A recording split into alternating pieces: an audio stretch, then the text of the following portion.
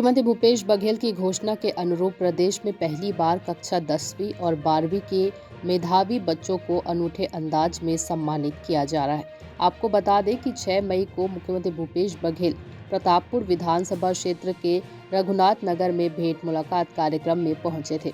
यहाँ स्वामी आत्मानंद अंग्रेजी माध्यम स्कूल की छात्रा स्मृति ने मुख्यमंत्री से पूछा कि मैं कब हेलीकॉप्टर में बैठूंगी।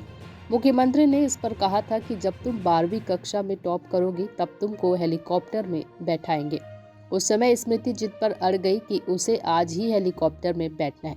मुख्यमंत्री ने उसकी जिद को पूरी करते हुए न सिर्फ उसे बल्कि और भी बहुत से विद्यार्थियों को हेलीकॉप्टर की सैर कराई थी। मुख्यमंत्री ने 5 मई को घोषणा की थी कि इस बार कक्षा 10वीं और 12वीं के टॉपरों को हेलीकॉप्टर की सैर कराएंगे।